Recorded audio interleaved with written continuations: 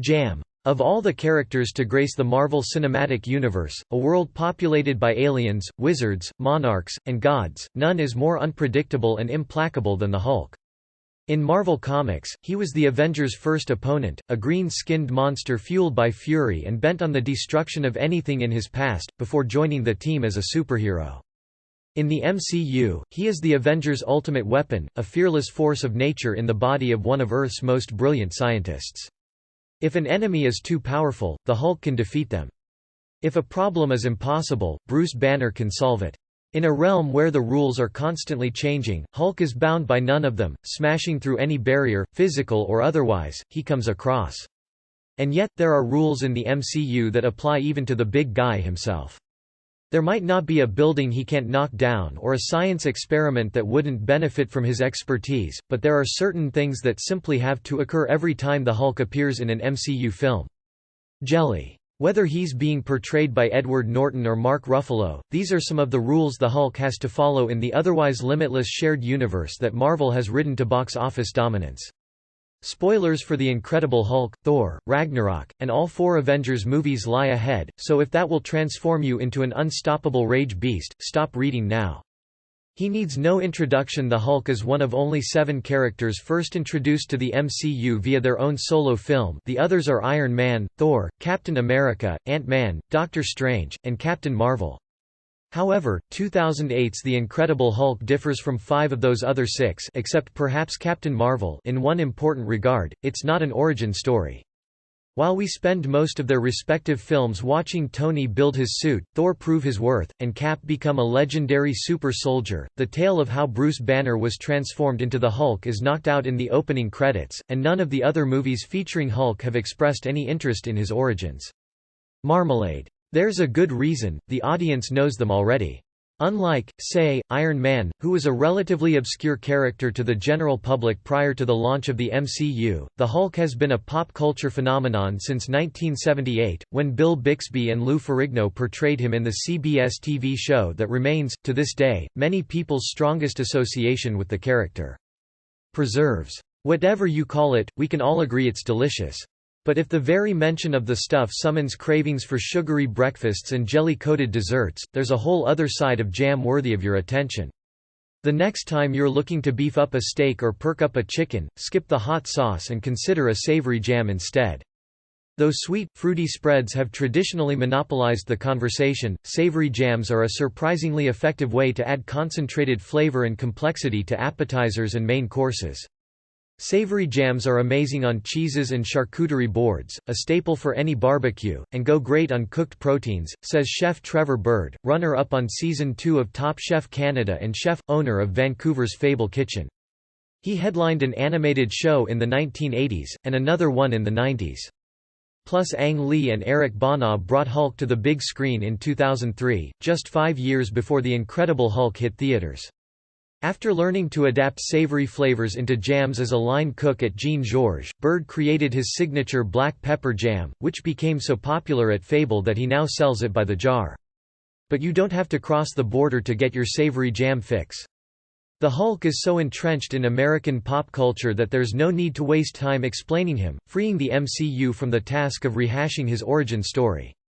He's always pushed to the side. Unfortunately, part of being a cultural icon is that things can get complicated when it comes to intellectual property rights. They are easy to make in your own kitchen, especially if you keep Bird's tips and tricks in mind.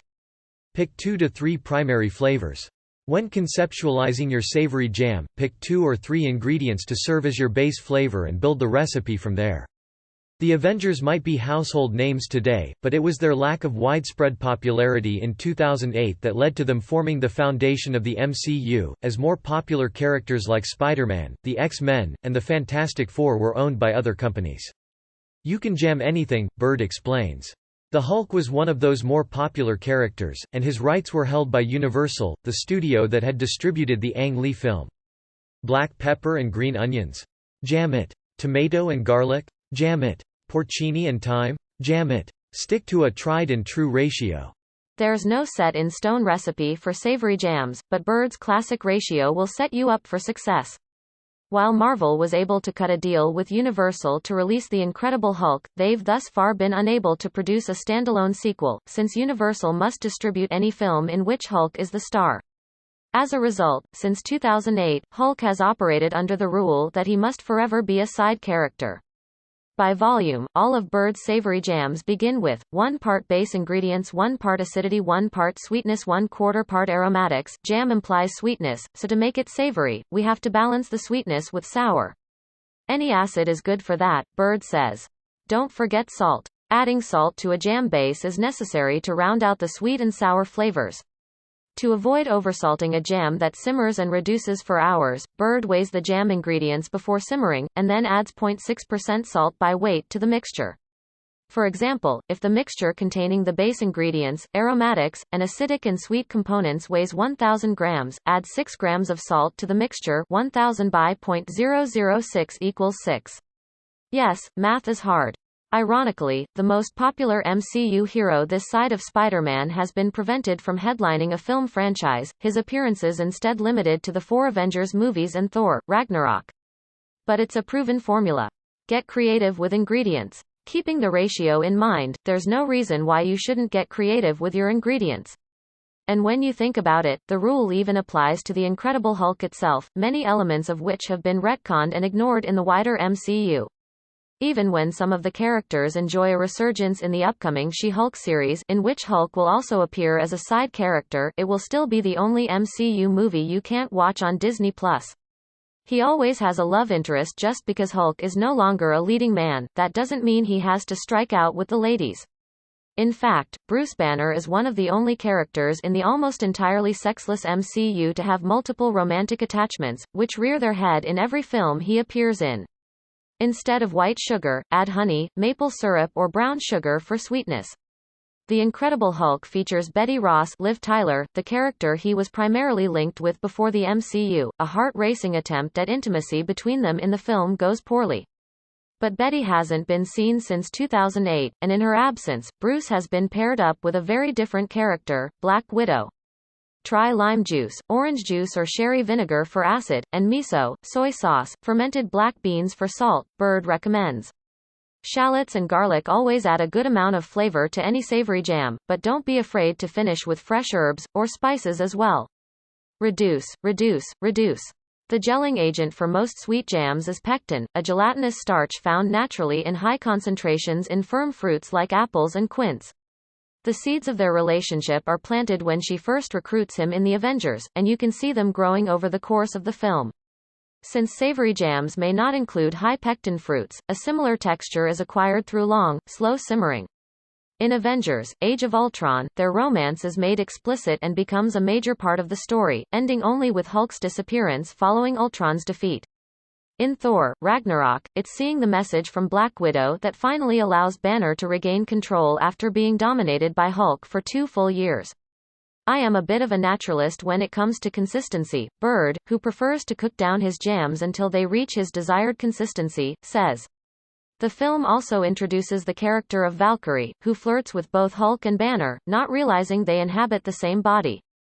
But, it would be appropriate to add a thickener like powdered pectin if you achieve the flavor you want. Brooke Seam is a writer and professional chef currently meandering around the world.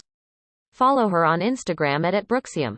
Hulk's relationships with Widow and Valkyrie come up in both Infinity War and Endgame, though with the former dead and the latter disinterested in his merged personalities, it seems like he might finally get the chance to be single. He absolutely must fall off something. We don't make the rules here, we just point them out, and we dare you find an MCU movie involving the Hulk where he doesn't fall from someplace high. It's not just a great way of turning Bruce Banner into the Hulk, although that is an extremely common occurrence. In both The Incredible Hulk and Thor: Ragnarok, Banner jumps out of an air vehicle, in flight, in order to provoke the resurgence of his mean, green alter ego, though in Ragnarok, the effect is hilariously delayed. Meanwhile, in Age of Ultron, Black Widow herself pushes Banner off a ledge when she needs the assistance of the other guy. But Hulk does have a tendency to rush into battle, and in a world like the MCU, sometimes that means you get tossed. Hulk never did end up in the falling death trap Nick Fury designed as a contingency plan to kill him, but he still ended up sailing through the sky in the Avengers after tearing apart a moving fighter jet, which sent him flying when it exploded. In Infinity War, Heimdall transports him to Earth in dramatic fashion, as Doctor Strange and his sidekick, Wong, discover when Hulk crashes through the roof of their sanctum in New York, ironically turning back into Banner in the process, a reversal of how things usually go. And in Endgame, when Thanos' ship destroys the new Avengers facility, Hulk falls underground alongside Rocket Raccoon and War Machine. Hulk is the strongest one there is. No matter how often he falls, there's one inescapable truth about Hulk: he's the strongest guy around. While the current iteration of the MCU arguably include characters that are more powerful, Captain Marvel, Doctor Strange, and even Wanda Maximoff come to mind, the movies are still largely structured around the idea that there is little, if anything, stronger than the Hulk. This trend obviously begins in The Incredible Hulk and continues in The Avengers, whose plot structure is almost entirely centered around whether or not Bruce Banner has enough control over his alter ego to be the team's trump card in combat.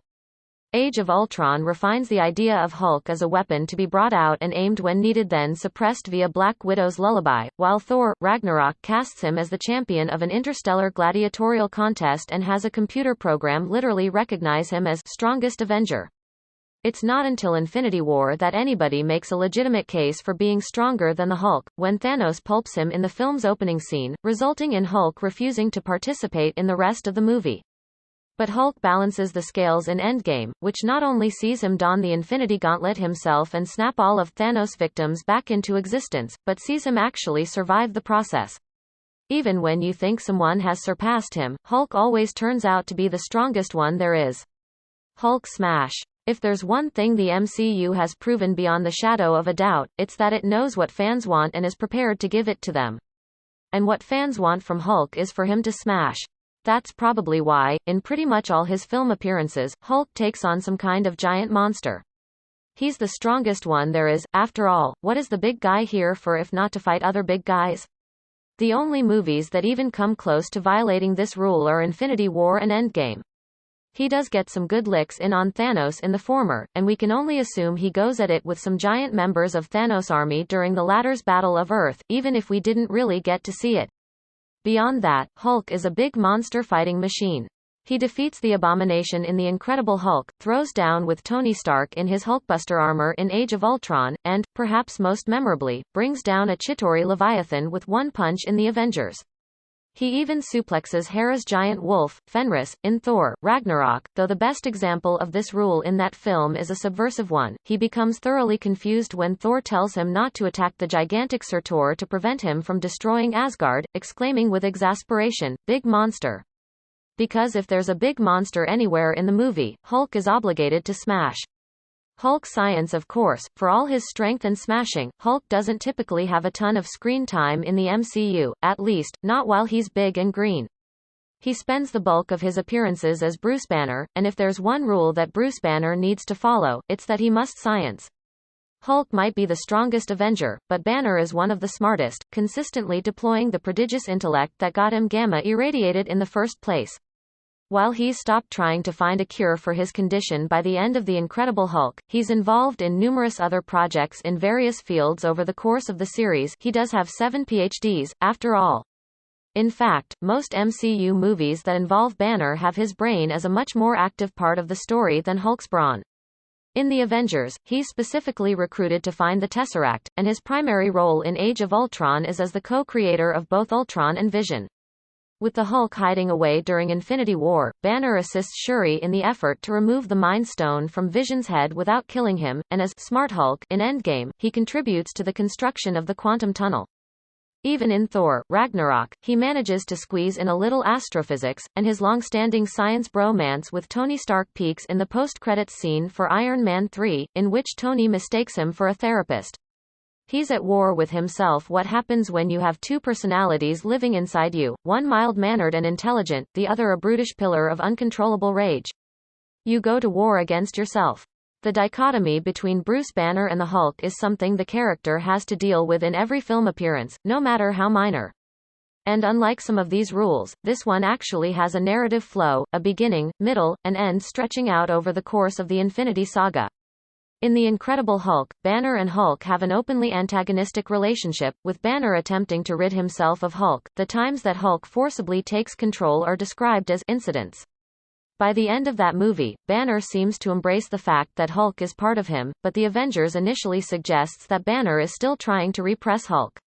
It features a scene where Hulk takes over against Banner's will, but culminates with Banner revealing that he can, in fact, transform into the Hulk by choice. Age of Ultron concerns itself with the lack of agency displayed by both Banner and Hulk, resulting in Hulk leaving the planet to avoid being controlled. Hulk spends 2 years in control until Banner's return in Thor: Ragnarok, only to repress himself during Infinity War, leaving Banner in command for a similar period of time. Ultimately, as seen in Endgame, Banner and Hulk merge into one, their dichotomy finally ended, their conflict at last resolved. He has an inferiority complex. Hulk's inner struggle isn't the only rule that seems to have been resolved in Endgame. Beyond the conflicted relationship between Hulk and Banner, they both have a conflicted relationship with the Avengers, and with the public in general.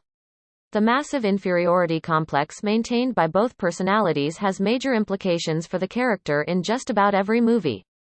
The Incredible Hulk, for instance, sees Banner on the run from the government, a situation that's not exactly conducive to self-esteem. And he suffers a drop in popularity in Age of Ultron after Wanda Maximoff sends him on an extremely public rampage. While Banner is resistant to playing the hero in the Avengers, by the end, he seems to have gotten on board. But Hulk being forced to take the stairs in Endgame shows us where some of his feelings of belittlement come from, and Age of Ultron reveals the extent to which Banner feels inadequate in and unworthy of his role on the team. Thor: Ragnarok is the film in which Hulk truly begins to process these feelings, revealing that he thinks everyone hates him, including his teammates in the Avengers.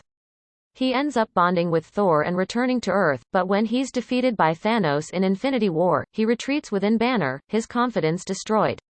It's only in Endgame that we see Banner and Hulk confident once more in both their combative and intellectual abilities, secure for the first time in who they are, together. He's a celebrity. Hulk's rules in the MCU end where they began, with his popularity. Mirroring the real-world fact that Hulk has long been one of Marvel's best-known characters is the in-universe notion that the citizens of the MCU likewise can't get enough of him. Tying into his aforementioned inferiority complex is the fact that everybody seems to know who he is. This is driven home the first time he's even mentioned in the Avengers, when Black Widow is ordered to talk to the big guy. Their conversation is accompanied by a military battalion in case things go wrong. Banner seems to have carried over some negative press from the Incredible Hulk. By the end of the Avengers, however, Hulk's celebrity is assured. During the scene where we see how the media is covering the Battle of New York, it's clear that Hulk is already one of the more beloved Avengers, scoring particularly good ratings in the overexcited child demographic. When his stock tanks again in Age of Ultron, he retreats to Sakaar, where Hulk becomes a celebrity once more, as demonstrated by a glorious Hulk parade in Thor: Ragnarok. And after 5 years go by in Endgame, Smart Hulk has become one of the most celebrated post-snap superheroes, enthusiastically posing for pictures with kids while his former teammates mope around dejectedly or withdraw from the world. If there's one thing you can say about the Hulk, it's that people know who he is, and they love him.